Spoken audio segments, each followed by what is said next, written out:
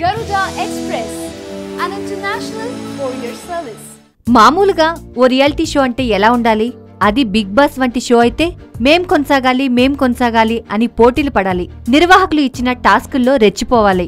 ఎక్కువ పాయింట్ల కోసం తాపత్రయపడాలి. నేనంటే నేను అని కొట్లాడాలి. అంతే కదా? కాని పాపం ఈ తెలుగు బిగ్ బాస్ కి వచ్చిన తిప్పలేమిటో గాని ఒకరిని మించి మరొకరు మేం వెళ్ళిపోతాం బయటికి అంటూ ఏడుస్తున్నారు. నీకు దండం పెడతా బిగ్ బాస్, నన్ను బయటికి పంపించేయ్ అంటూ బతిమలాడుతున్నారు. శోకాలు పెడుతున్నారు. నమ్మడం లేదా? 15వ రోజు ఎపిసోడ్ చూస్తే మీకే అర్థమవుతుంది. మరి ఏదో నోరు తిరగని ఫోబియా పేరిట సంపు ఏడుస్తూ గంతులేసి ఉరే నన్ను బయటికి పంపిస్తారా లేదా అని శోకాలు పెట్టి మరీ తనంతట తాను ఎలిమినేట్ అయిపోయాడు. తెలుసు కదా?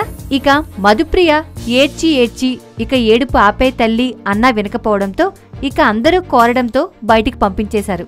మరిప్పుడు సేమ్ అదే కదా మరింత ఉధృతంగా. పాపం సింగర కల్పన అందరితో ఎంత బాగా ఉండాలనుకున్నా ఎవరూ ఆమెను నమ్మడం లేదు. ఏదో ప్లే చేస్తుందని అనుకుంటున్నారు. నిన్న అందరూ ఆమె నెత్తిన కత్తుల కిరీటం పెట్టేసి ఆమెను వెళ్లగొట్టండి మహాప్రభో అని పరోక్షంగా అపీల్ చేశారు కదా. తర్వాత ఆమె హౌస్ మేట్స్ తో కటాఫ్ చేసుకుంది. అంతులేని వైరాగ్యం. నన్నెప్పుడు బయటికి పంపుతారా నాయనా అంటూ ఏడవలేక ఏడుపు ఆపుకోలేక అన్నట్టుగా ఉంది. చివరకు బిగ్ బాస్ అందరి అభిప్రాయాలు తీసుకుంటే ఎలిమినేషన్ ప్రక్రియకు సంబంధించి ఒక్క కత్తి కార్తిక, అది సగం ప్రేమతోనే కొత్తగా వచ్చిన దీక్షా పంత్ తప్ప ఎవరూ కల్పనకు సపోర్ట్ చేయలేదు.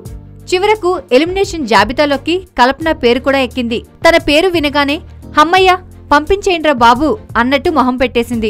ఇక ధన్రాజ్ తన భార్య 8 నెలల కడుపుతో ఉందని మిస్ అవుతున్నానని బాగా ఏడ్చేశాడు.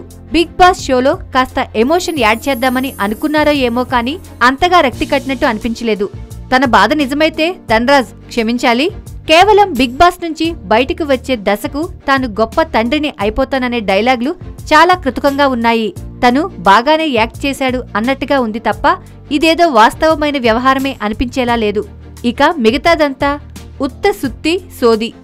ఎవరిని బయటికి పంపమంటారు అని అభిప్రాయాలు అడిగే బిగ్ బాస్ ఈరోజు ఎవరిని ఎలిమినేషన్ నుంచి మినహాయిద్దాం అని అడిగే స్థాయికి పడిపోయింది.